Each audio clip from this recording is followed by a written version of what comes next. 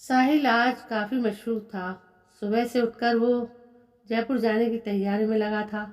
उसकी अम्मी उसके काम में हाथ बटा रही थी और समझा रही थी, बेटे दूर का मामला है, अपना ख्याल रखना और खाना ठीक समय पर खा लिया करना। साहिल अपनी मम्मी की बातें सुनकर मुस्कुराता और कहता, हाँ अम्मी, मैं अपना पूरा ख्याल रखूंगा और खाना भी ठीक समय पर खा लिया करूंगा। वैसे भी अम्मी, अब मैं बड़ा हो गया हूँ और मुझे अपना ख्याल रखना आता है। साहिल को इंटरव्यू देने जयपुर जाना था। उसके दिल में जयपुर घूमने की चाहत थी, इसलिए वो 10-15 दिन जयपुर में रहना चाहता था। सारा सामान पैक करके साहिल अपनी अम्मी से विदा लेकर चल पड़ा। अम्मी ने साहिल को लेकर बहुत सारे ख्वाब देखे थे। जब साहिल 8 साल का था तब उसके अब्बा बब्बन मियाँ का इंतकाल हो गया था। साहिल की अम्मी पर तो जैसे बिजली ही गिर गई थी। उनके दिल में जीने की कोई तमन्ना नहीं थी, लेकिन साहिल को देखकर वे ऐसा ना कर सकी।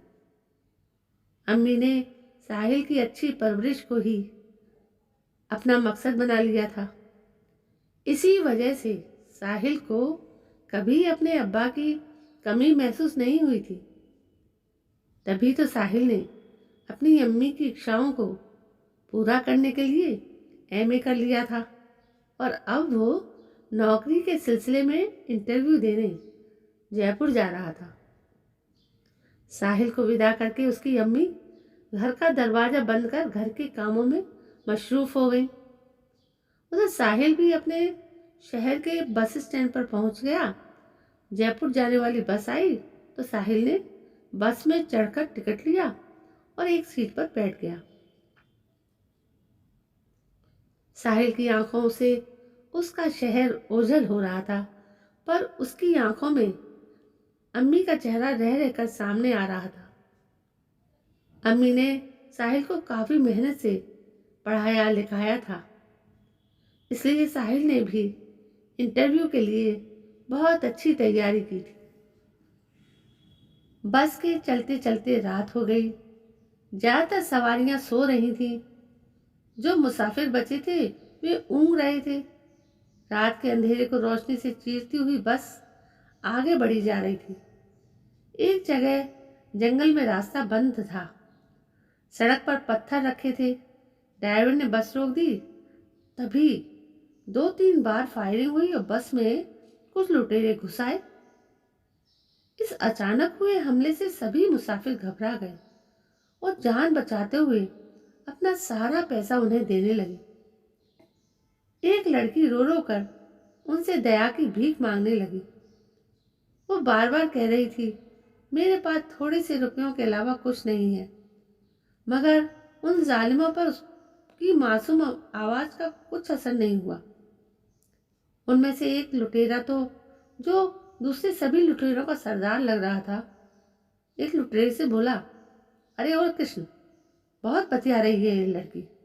अरे इसके पास देने को कुछ नहीं है तो उठा लो सुस्ती को, ले चलो अड्डे पर।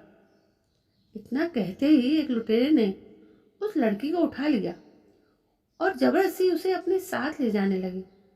वो डरी हुई लड़की बचाओ बचाओ चिल्ला रही थी, पर किसी मुसाफिर में उसे बचाने की हिम्मत नहीं। साहिल भी चुप बैठा था, पर उसके दिल के अंदर से आवाज आई, साहिल, तुम्हें इस लड़की को उन लुटेरों से छुड़ाना है। यही सोचकर साहिल अपनी सीट से उठा और लुटेरों को ललकारते हुए बोला, अरे बदमाशों, लड़की को छोड़ दो वरना अच्छा नहीं होगा।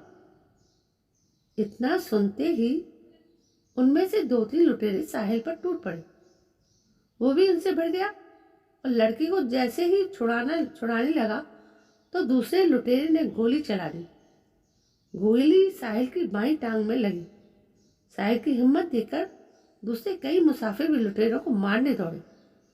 कई लोगों को एक साथ आते देखकर लुटेरे भाग खड़े हुए, पर तब तक साहिल की टांग से काफी खून बह चुका था, लिहाजा वो बेहोश हो गया। ड्राइवर ने बस तेजी से चलाकर जल्दी से साहिल को एक अस्पताल पहुंचा दिया। सभी मुसाफिर तो साहिल को भर्ती कराकर चले गए, पर वो लड़की वहीं रुक गई। डॉक्टर ने जल्दी ही साहिल की मल्लम पट्टी कर दी। कुछ देर बाद जब साहिल को होश आया तो सामने वही लड़की खड़ी थी। साहिल को होश में आता देखकर वो लड़की बहुत खुश हुई।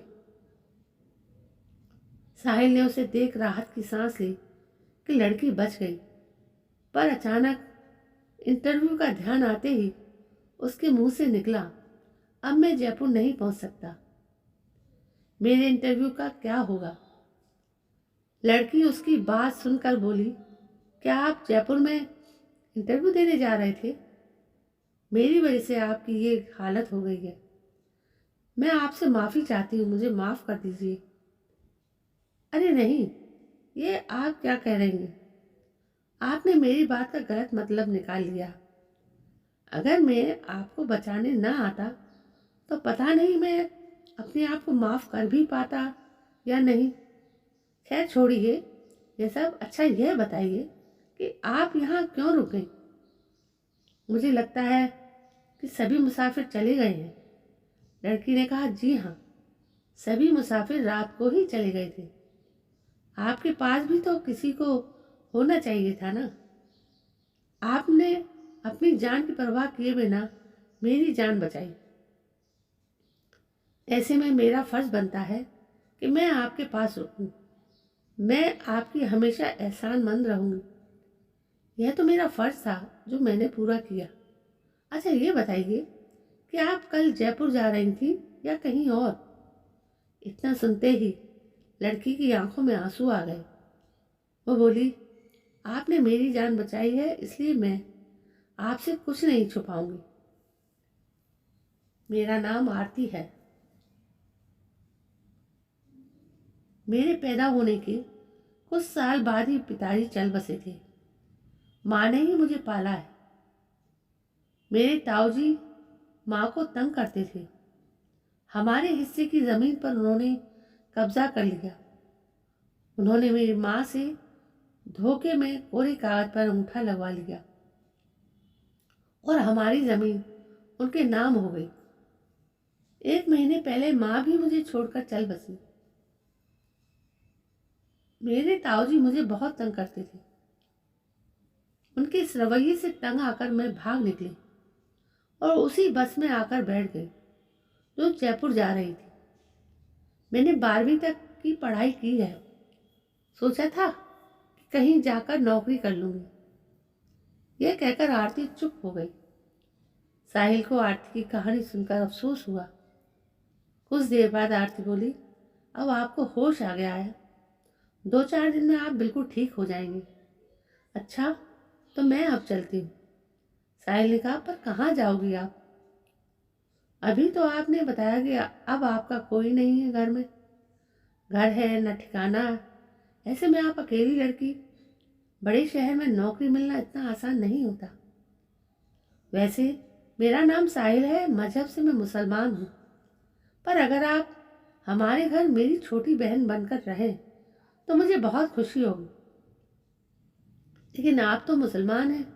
आरती ने कहा। साहिल ने कहा, मुसलमान होने के नाते ही मेरा ये फर्ज बनता है कि मैं किसी बेसहारा लड़की की मदद करूं। मुझे हिंदू बहन बनाने में कोई परहेज नहीं। अगर आप तैयार हो तो। आरती ने साहिल के पैर पकड़ लिए। भैया आप सचमुच महान हैं। अरे आरती, यह सब छोड़ो, अब हम अपने घर चलेंगे। अम्मी तो तुम्हें देखकर बहुत खुश होंगी। 1 हफ्ते बाद साहिल ठीक हो गया। डॉक्टर ने उन्हें छुट्टी दे दी। साहिल आरती को लेकर अपने घर पहुंचा। दरवाजा खटखटाते हुए उसने आवाज लगाई तो उसकी अम्मी ने दरवाजा खोला। साहिल को देखकर वे चौंकी। अरे साहिल, सब खैरियत तो है ना? तू इतनी जल्दी कैसे आ गया? तू तो 15 दिन के लिए जयपुर गया था। क्या बात है? अरे अम्मी, अंदर तो आने दो। हाँ हाँ, अंदर आ। साहिल जैसे ही लंगड़ाते हुए अंदर आया तो उसकी मम्मी को धक्का लगा। अरे साहिल, तू लंगड़ा क्यों रहा है? जल्दी बता। साहिल ने कहा, सब बताता हूँ मम्मी, पहले मैं तुम्हें एक मेहमान से मिलवाता हूँ। कहकर साहिल ने आरती को आवाज दी। आरती दबी सहमी सी अंदर आई। खूबसूरत लड़की को देखकर साहिल की अम्मी का दिल खुश हो गया, पर अगले ही पल अपने को संभालते हुए बोली, साहिल, ये कौन है? कहीं तूने? अरे नहीं अम्मी, आप गलत समझ रही हैं। अपनी अम्मी से साहिल ने जयपुर सफर की सारी बातें बता दी। सब कुछ सुनकर साहिल की अम्मी बोली, बेटा तूने ये अच्छा किया। अरे नौकरी तो फिर कहीं ना कहीं मिल ही जाएगी, पर इतनी खूबसूरत बहन तुझे फिर ना मिलती। बेटी आरती, आज से ये घर तुम्हारा ही है। इतना सुनते ही आरती साहिल की अम्मी के पैरों पर गिर पड़ी। अरे बेटी, ये क्या कर रही हो?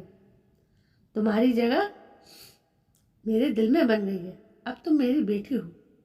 इतना कहकर अम्मी ने आरती को गले से लगा लिया। साहिल एक और खड़ा मुस्कुरा रहा था। अब साहिल के घर में बहन की कमी भी पूरी हो गई थी। साहिल को भी अपना घर मिल गया, आरती को भी अपना घर मिल गया था। उसकी आंखों में खुशी के आंसू छलक आए। दोस्तों, ये थी एक भाई की कहानी जिसने अपनी बहन की इज्जत को नीलाम होने से बचाकर उसके बेसहारा जीवन में सहारा देकर उसको बहुत सारी खुशियां दी। यही होता है भाई का फर्ज। तो दोस्तों, कहानी आपको कैसी लगी? यदि कहानी आपको पसंद आई हो तो प्लीज़ मेरे इस चैनल को सब्सक्राइब ज़रूर करें, लाइक करें, शेयर करें, कमेंट करें, और इन अच्छी कहानियों का शेयर करना बहुत ज़रूरी है। तो कल मैं फिर हाजिर होती हूँ। तब तक के लिए जय हिंद, वंदे मातरम।